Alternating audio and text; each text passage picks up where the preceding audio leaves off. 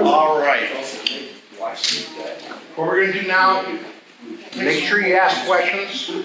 We're gonna go through a little, I'm gonna be the victim, because I tried to bring Ted Tody's daughter, but she had an event tonight, that's why they couldn't make it. Ted was gonna come and talk about some of the stuff from the camera corner. We were gonna steal his daughter to do a little modeling. She's just graduated college, so. We have Rick set up his lights, and then I'm gonna go over a couple things while he's doing that. Biggest thing I wanted you to take out of this when you're posing is everybody has 2 eyes, 2 ears, 2 shoulders, 2 hands, 2 knees, 2 feet. Not everybody. Well, not everybody, but occasionally you're gonna have that person, and if you watch Kurt's YouTube video, he'll talk about that because there was a gal that was driving the nuts. Her hair was cut and it was coming down over 1 eye. They said that was common for girls to do that.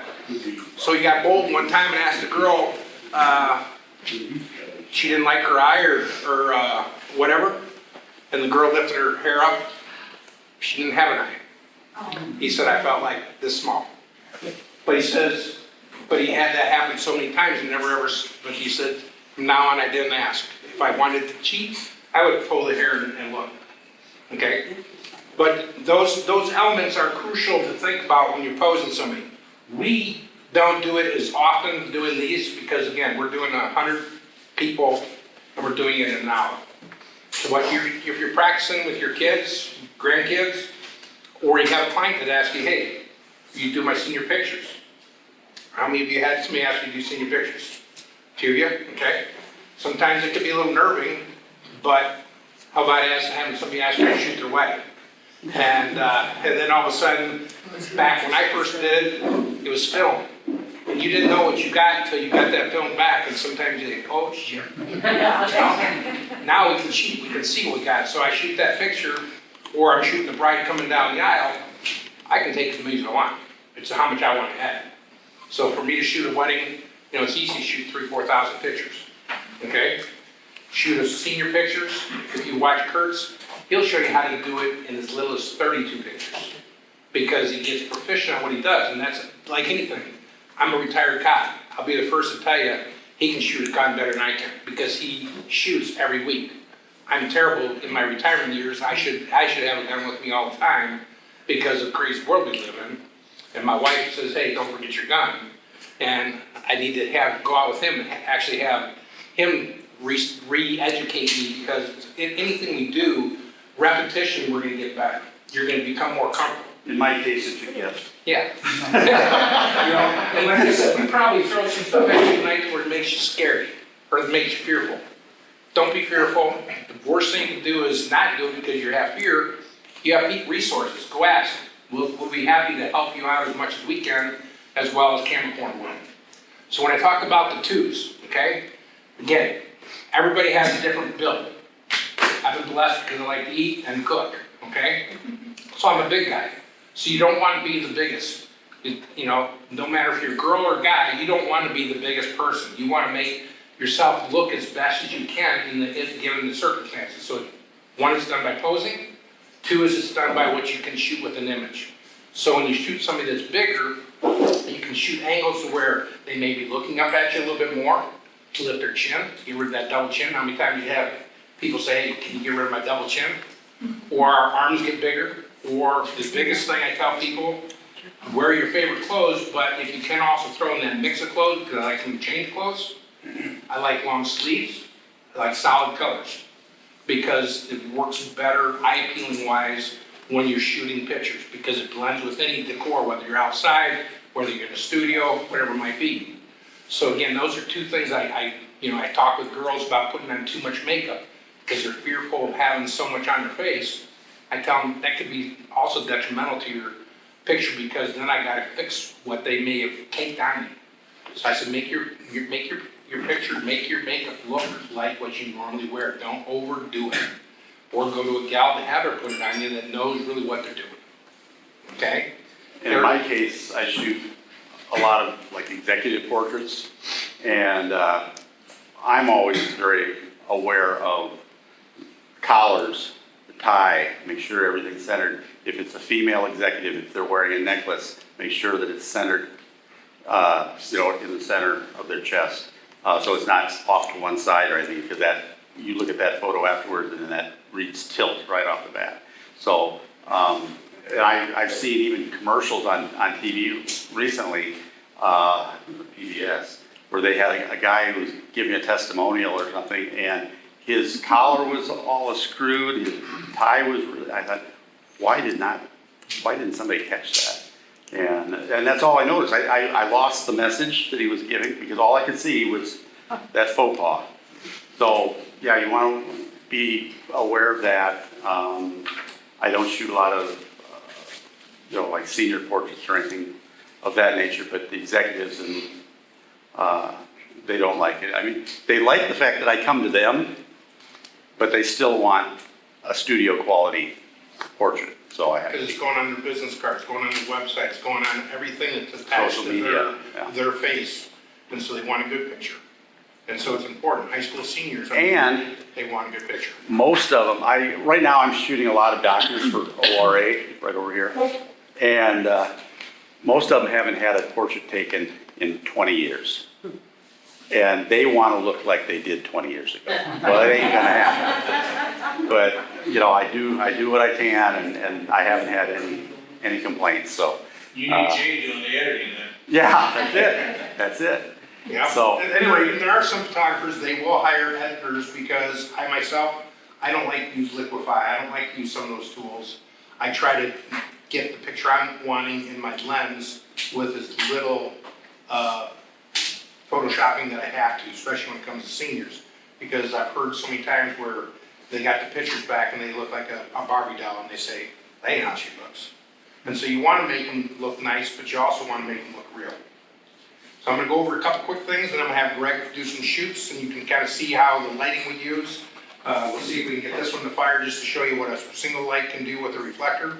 And from there, make sure if you have questions, ask. So simplest thing is that Greg was talking about, you always turn away from the camera. You don't want to be square. The square you are, the bigger you are.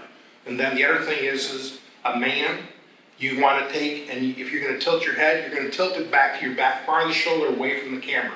That's the masculine way of tilting. When you're tilting towards it, it's a feminine pose, okay? Now, female, she can get away with either one. A male, they can't, okay? So typically, sitting on a stool like this, what I'll typically do is I'll have him put one foot up on the log. I got a little bigger stool, and that little bit of elevation will lift the shoulder a little bit. And then this hand is sitting here, so now I got the light coming here, and so what a guy would do is typically tilt, maybe lean, depending on the direction of the photographer, what he's trying to get for a look. But you're trying to get your main light source here, and you're going to have your fill light behind you. And again, this is the primary light that we use at the airport. Again, it's just simple.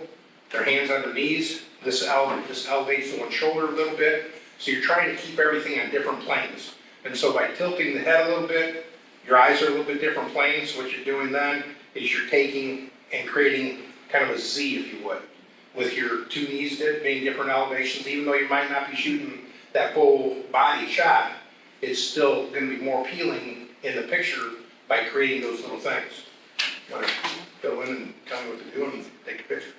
Oh, I try to get you a better person. one thing that I always try to do is, everything that Tim said is right.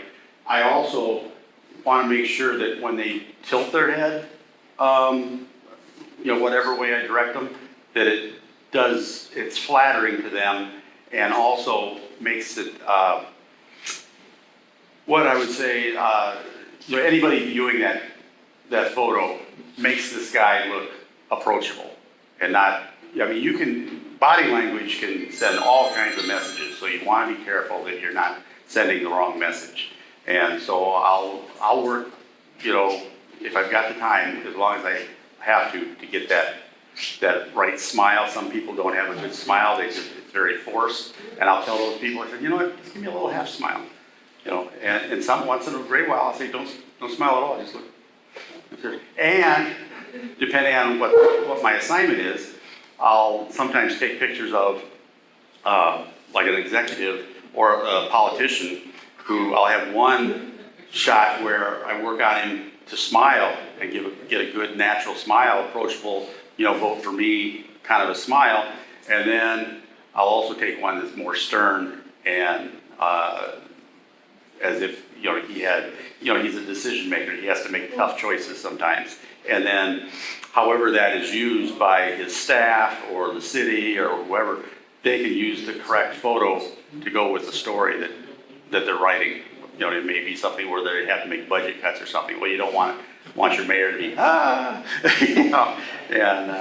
so you have to kind of be aware of that too. But that's nothing you can. Grandkids, you can't go wrong with grandkids. Jen? Yes. Would you come up? He wants You get to take your mask off. Yeah, and he says you're a lot better looking than me. So. Oh, I don't know about that, I was trying to be subtle. I know my place. And not only that, but you're not wearing a ball cap and you're not wearing glasses, so we'll make this as easy as possible. A lot of times if I get a chance, I will sit as well, and it takes a little load off my back for one thing. When you get that old, that's what happens. That's what happens. Okay, now this is typically what we do. She fell right into a pose. Does she look good? All right. And that's a good point. Most of the time, if you watch your subject's mannerisms, you're going to learn different things about them, and you're going to be able to pose them. We really haven't touched on focal length, lens selection, or anything like that tonight. We should. So typically, if I can, I will shoot with a 70 to 200, and then I'll find a place to plunk myself down, not overly close, because sometimes they feel a little bit threatened if you're too close to them. But the 70 to 200 works really well. Tonight, and at honor flights, I'll probably be shooting with the 24 to 105, probably cranked out to 70 to 105, that area, just because we're in kind of tight.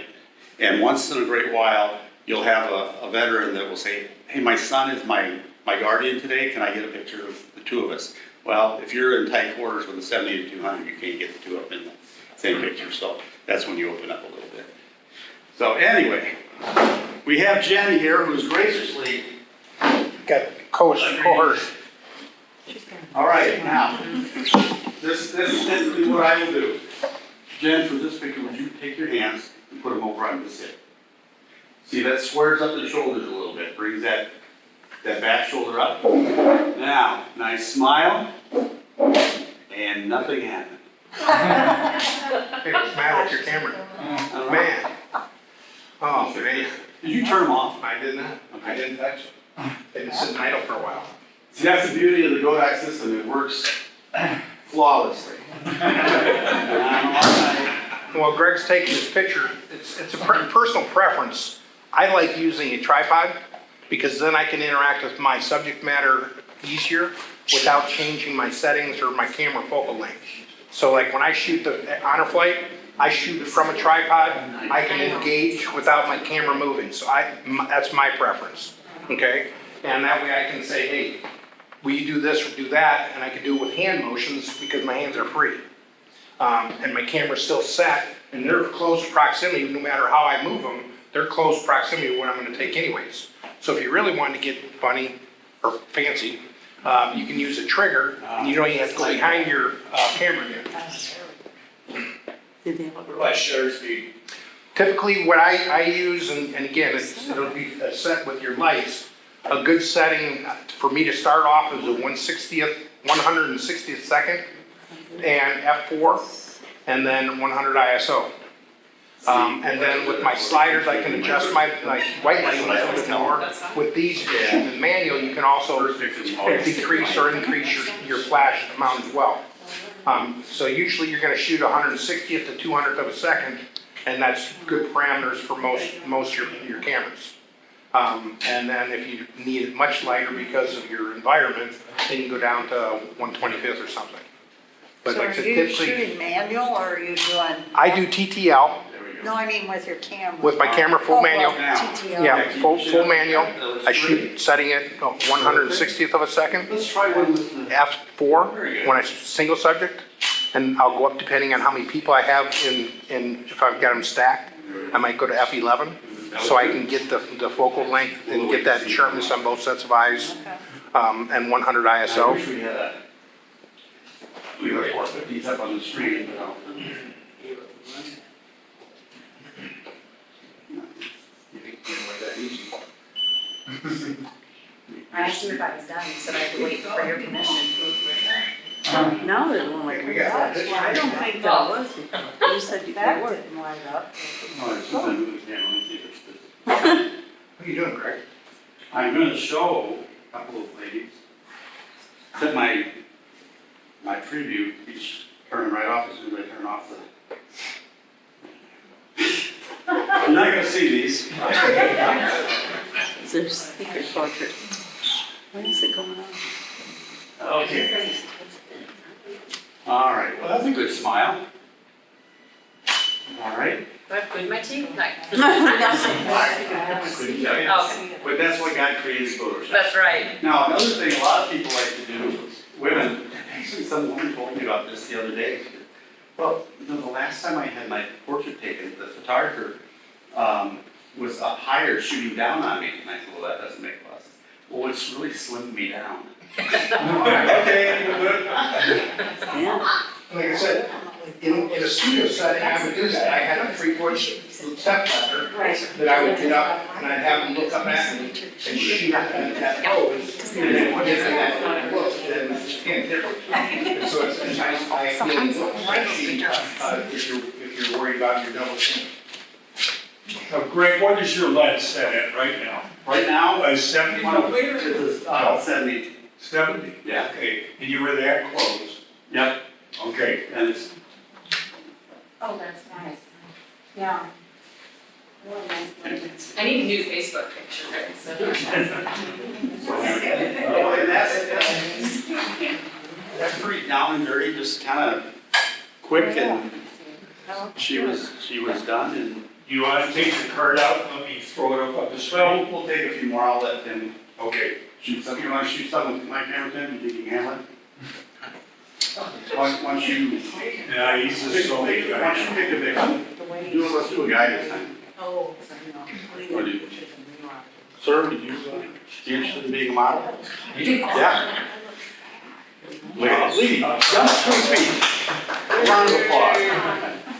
All right, Tom's an army now guy. you take the camera. That's the button you push. Okay.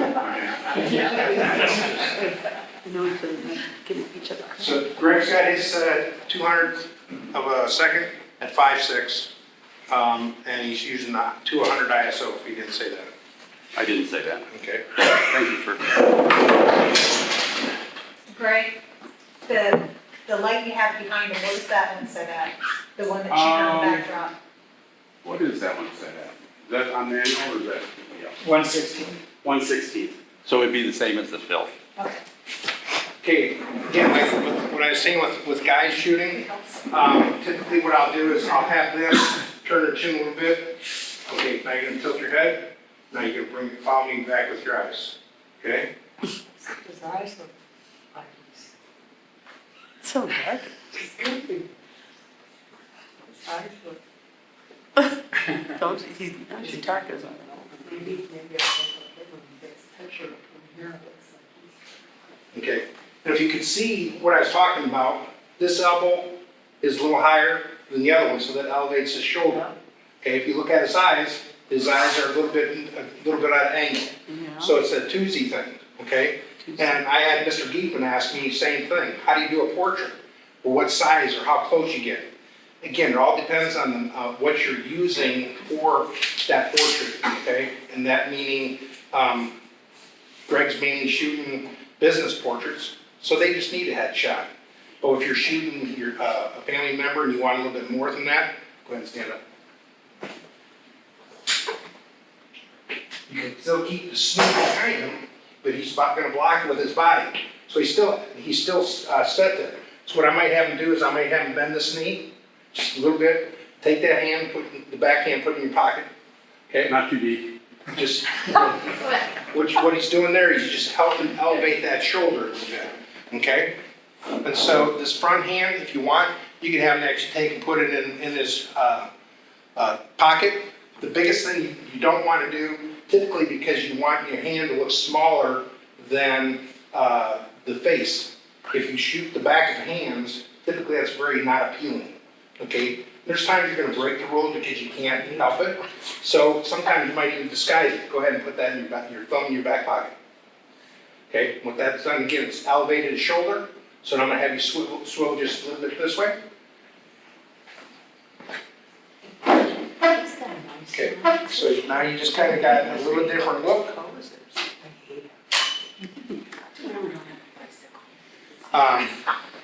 This knife's kind of soft, but, It's even a soft one. Well, it's down low for somebody where they're sitting.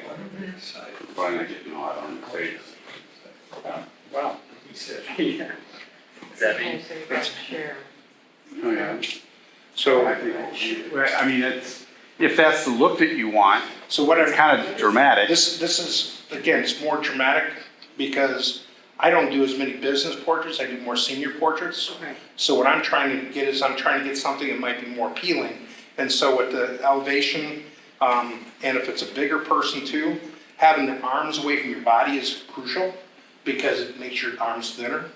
You can actually take somebody and lean them on the table, putting their forearms on the table and get their arms away from your body, and it'll thin the arms out as well. So I have a table that I'll have set where they can lean on for other poses. But typically, like even where he's at there, that's a natural pose for him. So like I said, the back pocket there.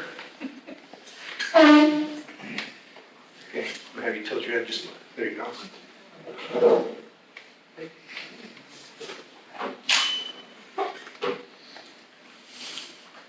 So again, Now, just, that one side still in shadow?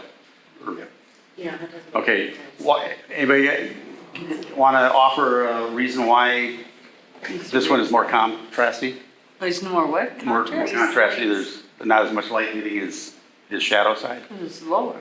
That's exactly right. Yep. And so like I said, in the studio, what I would do is this here, I would actually take, and I wouldn't have this snoot, and so I'd have this up a little bit higher, and I'd be giving a little, what we call rim light on the hair, okay?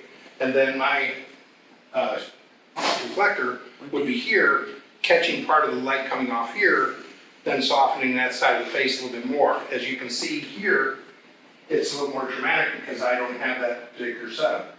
But again, I try to look for a little bit more of a dramatic picture. And that's, again, it's everybody, that's why we're all individuals. We learn different things and then see what works for you and what you're trying to do. And you can take and create that different look with leg movements. A lot of it just simply bending of the knee.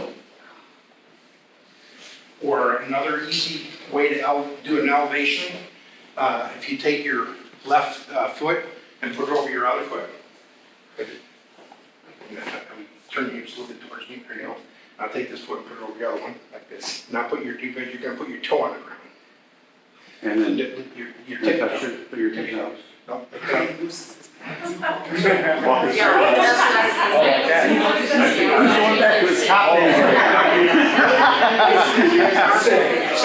Sometimes doing these poses, I'll do these where he can grab something, because again, the younger they are, the easier they can do this. If I was standing here and I tell somebody to put their foot over here, what's the first thing you're seeing? On the foot. You see that on my foot. Versus the way he was doing it before, he's doing this. Versus here. Here, you're seeing the side of the foot. Again, it's the same. You don't want to see the whole foot. You want to try to make, just like your hands. Want to make it thinner? But your toes look very thin, See the though. blood wedge or the side of your hands, it's much more appealing in a picture. Because the focal length is our face. So if you have a big hand, that sometimes will overtake or overshadow the face because it looks big, especially in the picture. Does that make sense? I want to go back to one thing, when he changed the lighting around and made that light, the kicker, it will no longer be a 16th power versus an 8th power, that light will now will overpower this one, so that you get that rim around there. And then the reflector that he would move in would become the fill light. But you don't have to change the numbers on it, or you would have? Yeah, Oh, yeah. Yeah, and like I said, with mine, like I said, I have sliders that I can adjust, but my settings typically are gonna be 160th to 200th of a second is my normal go-to. And I'll shoot f4 typically, with my, I have a 24 to 70 lens that I use most of the time. And then, like I said, what I do then is I can make adjustments with the sliders to adjust for it, or I can take, because I'm shooting also ISO 100s. And so then I can control the darkness by both my shutter speed and my ISO if I want, or I can use the sliders where he can, on his camera, he can actually control his units by stopping them up or down, right there off of his control. That's the beauty of these new controls, is you can do everything right there in front of you. And that's again, what I like to shoot from a tripod. Again, just because when I'm interacting with a high school senior or something, it makes it easier for me to interact without changing how my hands being pulled. Okay? Yeah, keep in mind, I don't really know what I'm doing, but sometimes when I've done two lights before, I end up with shadows on the back. What, is it just because I have them in the wrong spot? Shadows behind them. Yeah, On the where shadow. the background is. Yeah. Why? Because are you using any kind of modifier to soften the light? That's Okay, it. I just wanted to. It's just like your Lights? flashes. It came out of as you bought it. As it came out of the box. Right. Well, I do have two little soft glasses, but they're not very big, and that's why am I just putting them up wrong? So, because sometimes I notice that sometimes the shadows are even on both sides of the background. Typically, the closer you put the umbrella or the light to the subject, the softer that light will be. If you move them back farther, then the light becomes harsher. So And that causes the shadows. yeah, when I shoot my portraits, I try to move them in as close as I can to where the shaft of the umbrella is almost in the picture, but not quite. Just because I know I'm going to get the softest light that way. Okay. Anything else? What time do we usually? You want to look at some of these images that are on the screen? Yeah, we can do that. We didn't take too It's many. 8:20 now. Oh, should we do one with just one light? You wanna do that? You should do someone with glasses.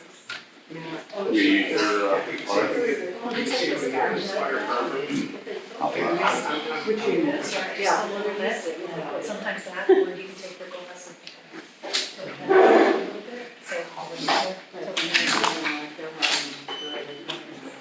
You can take it down, you should be good. With her glasses. Yeah. That's what Cindy was, it looks like. Who else wants to be my victim?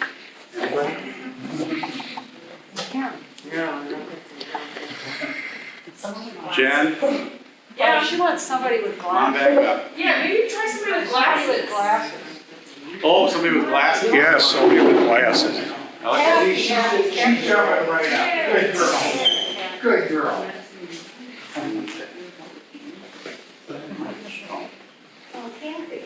All right, I'm gonna let you sit and everything.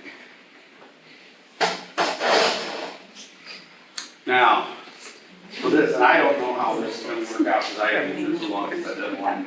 No, you're just not kidding. I'm gonna try mine out here while he. Oh, goodness sake.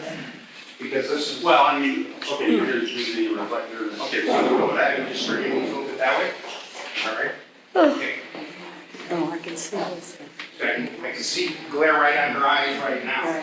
I'm gonna bring her eyes back towards me. Huh? Glasses are Drop so her good. eyes right there. See, this is What where it did you gets a say you little have to tricky. do with them? They have to look up or down or something? You know what some photographers will do? Just take them Because they'll either take them off, but I usually ask them do you always wear glasses? Do people know you with glasses on? I said, yeah, usually. I said, okay. Some photographers will bring glasses Oh. with the lenses out, and they'll just wear the frames. I haven't gone to that yet.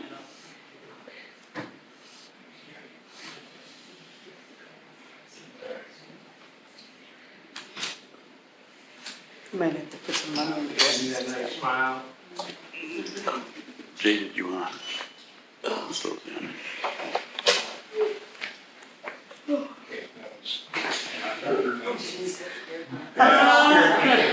Scared me. How do you decide to shoot landscape or portrait? Well, typically I would shoot portrait, but again, this is a new camera to me, so I don't have the bracket yet that I got from my other camera. So typically, like I said, this camera here, the beauty of my 5D, again, Mike Fitzgerald turned me on to this because I had an old camera flip system where I could put the system on my camera, mount my camera on it, and then it would flip, okay? This is a nice L bracket, so I can do portrait or landscape either way. It's a handy, so I gotta Say that get again. I can do landscape or portrait. Yeah, that. Did I- So again, this is my normal go-to camera. I shoot the 70 or 24 to 70. This is my 5D Mark IV, and so I'm very familiar with this. So she's actually my first victim, shooting a portrait. So again, it's a learning curve, obviously, just like all of us are doing here.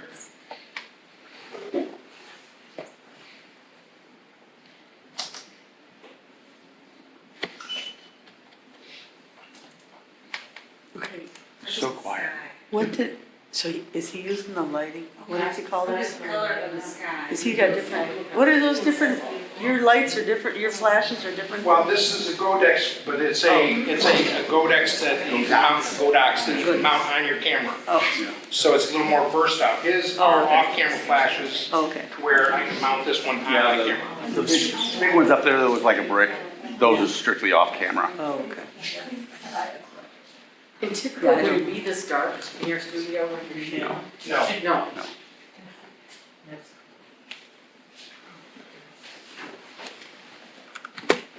one more here.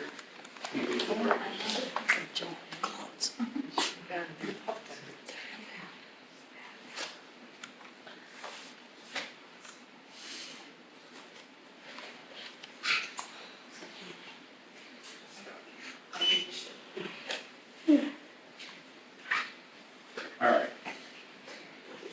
What do you do with the white balance? I use auto white balance.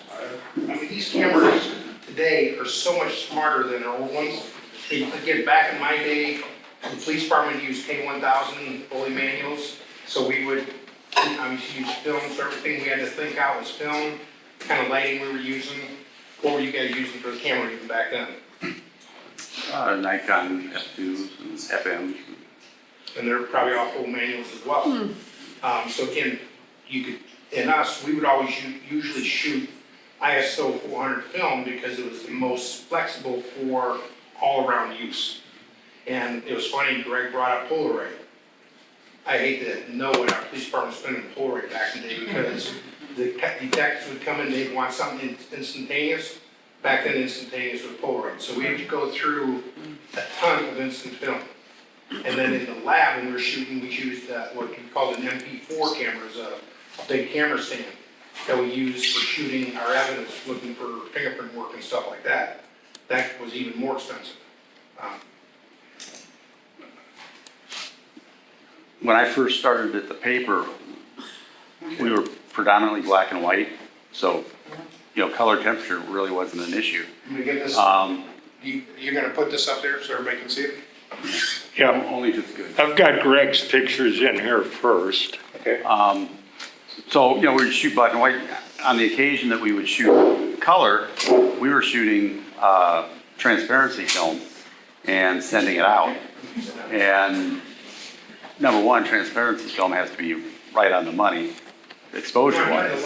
But we would actually put a magenta filter over the lens and then a green filter over the flash if we were in a situation where it was fluorescent lighting. So the green on the flash would match the fluorescent lighting, and then the magenta filter over the lens would knock it out. And things are so much better now. Tim, you wanna move that one? When you're at the airport, umbrella, is it really please. bright like this where you're shooting? Yeah, but it's not as bright as this, it doesn't seem to be. And it's real easy to overpower it with the lights, because that's what we ended up doing at the paper too. When we went to color, we did our own color processing and color printing. And as long as we were shooting at like f8 or something like that and a fast enough shutter speed, we were overpowering the lights. It worked out all right. But yeah, never like green skin tones. Right. Okay, here she is. Okay, Greg, there's, Oh, what a picture. I had a good model.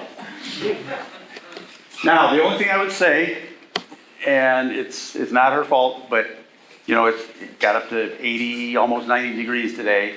It's a little bit humid in here, so there's gonna be shine. And I take that off in Photoshop.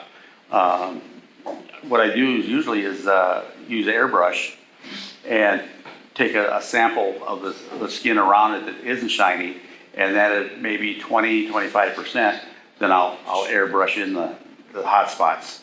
And like on the top of her left cheek, that's hot, her forehead's hot. I'll just kind of tone that down a little bit. But short of having a makeup artist with you, there's very little you can do about that. And a lot of the times, as much as I try to get my photo shoots in the morning when everybody is fresh, 9 times out of 10, the clients want to do it at the end of the day when they're ready to go home. And so they're not exactly at their best. So, but it is what it is. here's a different look. With the eyes.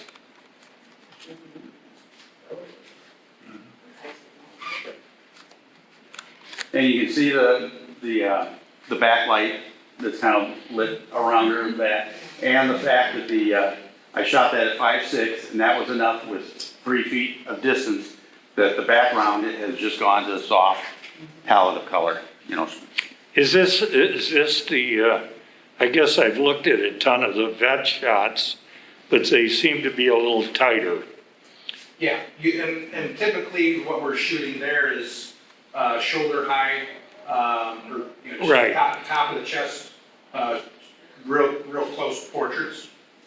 And again, 2 things. One is our distance we are able to set up. We're in pretty tight quarters when we're shooting back to back, and so it works out well. Do we have the ability just to turn off this front light?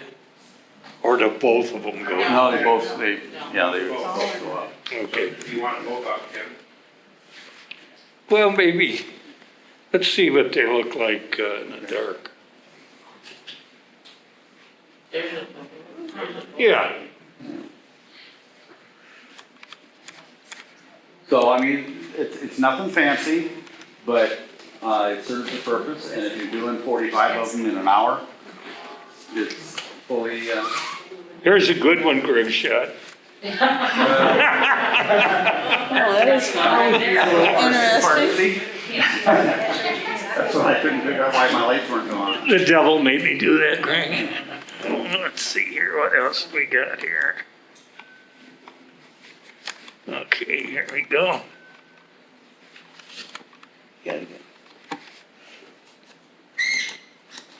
See the difference it makes just by changing the tilt of the head? Yep, But like I said, with the female, you can get away with tilting either way. Mm-hmm. ooh, Tom. It's the red shirt. So if you look at, go back to the last one, there you go. You can see where I still had the light where Greg had his. Yeah. So he's getting a little more even lighting, but you can still see a little bit of shadow on the right, on his left side, because it's strong light, or main light is. You got the fill light coming in here, and actually where that light is placed, you actually got a little ring light right there that separates him from the background. Makes him kind of pop out a little bit. It's not just the red shirt. And So then, And that now we got them standing, and so now we got the light a little bit more directed towards behind him, so you get a little more dramatic shadow on the left side of his face. Yeah, definitely. And again, that's more would be for a high school senior, kind of a, and he may even like it just for a Facebook picture or something like that. But again, it shows you how just changing the movement of lights, you can actually change how that light wraps around on the body. And can I make one statement? Go, yeah, stay at that one. Yeah, this isn't a jab at you, it is. Anytime you can get one, you go for it. He almost looks like he's got one arm. So when you're doing a shot like that, make sure that you can see at least a little bit of the arm or the elbow. Good point. Now, Or go to the I next should one. have crossed his arms in front of his body. See, you got a little bit Yeah. of arm there, that's all it takes, just a little bit. Yeah, I'm sure Tim did that just so I point that out. But, that's something to look for. There's a lot. A previous one, a good pose would have been actually having cross his arms, and then both arms would have been in the front, Yeah, and that's a good masculine pose. you have to be careful about that, depending on the nature of the photo, because that sends a message. We're back to the body language again. Sometimes when you do this, you become aggressive looking or non-approachable. So you gotta be kind of careful with that. And also it's somewhat overdone. I've done it so many times that I just like, okay, what can I do different? And I'll go from having somebody standing in an environmental area where his office is in the background, he's sitting at his desk and doing this, and I just, that doesn't work for me. How about if you stand up and just, something like this? And then with the tilt of the head and the right smile and everything, it looks like he's welcoming you into his office, into his world. And that's what I'm after. Unless, of course, he's on his way off to prison or something.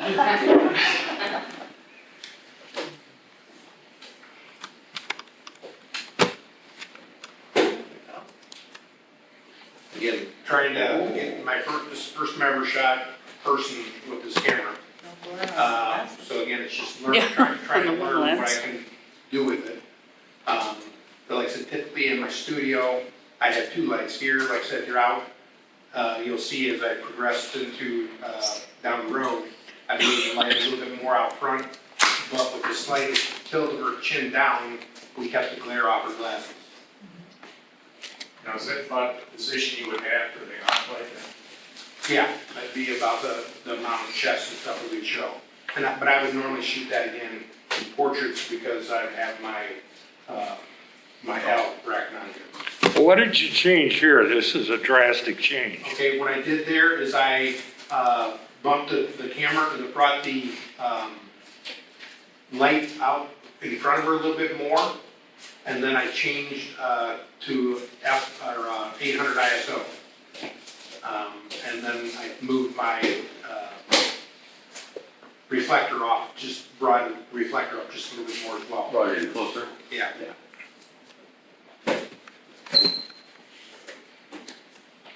Okay, that's So what just we three had. of them? Got a little reflection right up in there on the And you glass. know what? A lot of times you will get that. I'm guessing your lenses are a little bit curved. As long as it's not On over the the eyeball, super easy to fix. then it's pretty easy to fix in Photoshop again with, Yeah. We saw that in some of the vet pictures. Yeah. It was just up in that one corner. Yep. Yeah, So, okay. all right. Any other questions? Question. To the lights back up, please. God, we must be really thorough. You said you were shooting on the 2470? Yes, when I'm at the airport, yeah. Yeah, 24-70, 24-105. I don't like shooting, I don't like getting too close to my subject. I think it feels like I'm getting into their space. And I like the look of the 70 to 200, but if there isn't enough space to do that, and if you get out there and see where we're set up, you'll, yeah. And just like this camera, I got a 50 millimeter on here, Yeah. but I also have the 70 to 185 or whatever camera on has, give you that ability for distance. Just gotta get out and practice with it a little bit more, get more acclimated. Laura, don't look around. You do a lot of this type of photography. Is there anything you saw here that, it's the old story, there's lots of ways to do some things. Is there something else you look at or anything different? The only thing Put you on the spot. The only thing I would do different is when I'm shooting a woman, I would never sit down and have her kind of look down at me. I always go up just a little bit higher than them, always. Okay. If I can, if they're really tall, there's not much I can do, or except bring them down. Mhm. But I always like to go up just a little bit, because it helps them to, like, sometimes they talk about like. The double pulling your chins. chin Yeah. towards the camera, because if you're worried about your chin or neck or something like that, Right. that's the only thing. Mhm. Do you normally shoot off a tripod or handheld? It depends on what I'm doing. If I'm out working with high school seniors, it's enough just bringing my light stand around that I don't want to carry a tripod too. Yeah. If I am working for a setup, something like this, and I'm like shooting a team and doing individuals, I will set up on a tripod because I have to keep walking back and forth. Sometimes you have to adjust them and, help them pose what you need to pose or something, but it really depends on what your setup is, where you're going. The only Personally, trouble I feel that working with a tripod slows me down, but I can fully agree with what she's saying, that if you have to continually go and fidget with collars or jewelry or whatever like that, it does become a hassle, because all of a sudden if you're leading in it, you got the camera around your neck, then you have to worry about the camera bumping into them. If you hold on to the camera, now you're down to one hand to do your adjustments and stuff. I can see the value of using a tripod. I just find personally, with the style that I work in, that it slows me down, and when we're shooting the honor flight, I got Joe to help me with all the little fidgeting and stuff. So you have to adjust your tripod, obviously. You get a vet in a wheelchair or something. Yeah, typically what we do when we have the chairs there, the wheelchair is just a little bit lower. There's been a couple times where, we only have a handful of vets this last time that came through wheelchairs. Right. Sometimes the beauty with this contraption here, I can pop it off there and easily handle it. Right. So if I need to, then I can put it back on there, because 90% of them are gonna sit in the chair that we provide. Especially now with doing Vietnam vets. I think this last time around, we might have had 3, 4 people, 5 people in wheelchairs out of the 95. Well, I don't know what group you were with, but I had more than that. You left out. Did we have more than, We did, we had quite a few. Yeah, I was surprised in fact that we had so many for Vietnam vets. There must have been some Korean war vets mixed in or something. I think it was Korean, and just a few World War II, I think. Oh, okay. Like I said, if you feel like you want to get up early in the morning, next the 24th, we're shooting. 6 to 24. 24th. Hey, we've got Jen, we've got Ron, we've got Ron's niece, and we've got Bob. Now, Bob's gonna be there as a helper anyway, but he's interested in learning the flow too as a possible photographer. Right. So we have the potential of 1, 2, 3, and Bob will be there. Any 4 people extra there that day Well- to learn from you guys. Well, I might come to help, but I don't know about that other stuff. I don't know about yeah. the photography part, but I mean. Yeah, and I'll have to look at that For because we. God's sakes, you're in a camera club. I know, but I just, Right. it's not my thing, I don't know. Is it a Well, little, that's little good. scary? No, Yeah, it's a lot actually, scary. I talked to Jen at the break, and she's gonna bring her camera, and she happens to own a Canon, which is what I shoot. So at some point, probably toward the end, if we know that we're on schedule, On schedule. I'm gonna let her step in and take a couple.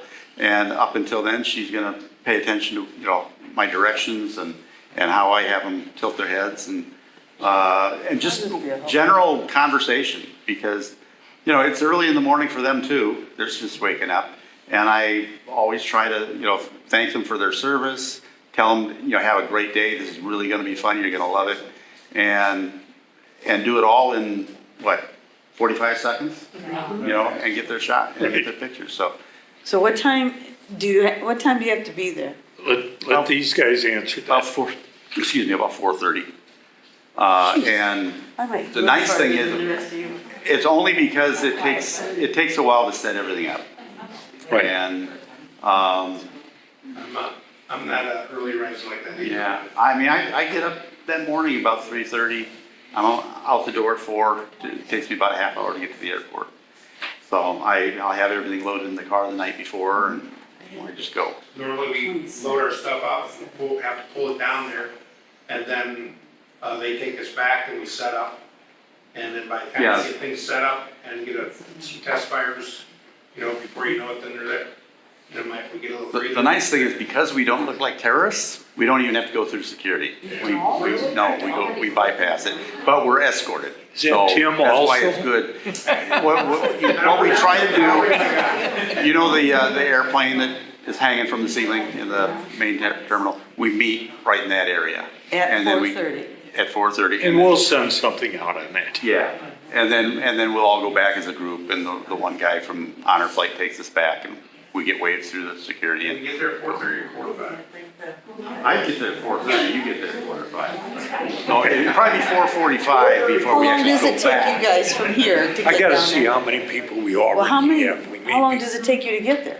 Or From you your use house? More than one flash. It takes me about a half hour, because I live in West Davenport, so I get on the What kind of system? I-280 and, Oh, 280 around. yeah, Yeah, Well, so. It's a nice I system. live a half it is a hour nice out. system, it's really I'm easy. North trying part. to learn. So I don't know. It's funny, because I have a Sony too, and I don't like Larry, driving in the I was dark. working with Larry with the Sony, and I still don't wanna take that and use it when I'm doing my portraits and That's stuff. it, until I get more comfortable, I use what I know. Exactly. So I'll take it, like, if I go away for the weekend or whatever, I'll bring the Sony with me, so I'm forced to use only that and learn it, so. And I forgot, Laura said she would be a shooter too, so. Yeah, a couple of years ago, I was shooting the John Deere Classic, and Ted made arrangements that the Sony rep gave me one of their new Sony cameras to go and try it out at the golf tournament. It lasted half a day. And I said, there is so much in this menu, so many things going on, I cannot trust myself to be able to shoot. Because I was shooting for the tournament. Yeah, And, and the muscle memory, like, you can't, like, you have to think, like, Yeah. have you changed the settings? Just and stuff, the so. focusing systems that they've got. I was missing stuff, you know, this super accurate photo screen and everything, and it was supposed to focus on this and this, and it didn't have to be in the middle of the screen. And I was missing shot after shot after shot. And it's golf, for God's sakes. It wasn't like football or. So Well, hey, these guys have done a great job and, Yeah. and you've gotta remember this always. If they're willing to pick up a phone call, answer a text, you got a question about equipment or some thoughts, they're very giving to our club and we really appreciate it. Yep. And when it comes to searching out what might be the best for you, I would definitely go to Camera Corner and talk to Ted or Doug. And they know the score on the stuff, what's good. And I'm sure they're all gonna push the Godox, not because they make any more profit from Godox versus Canon, but or Nikon or whatever.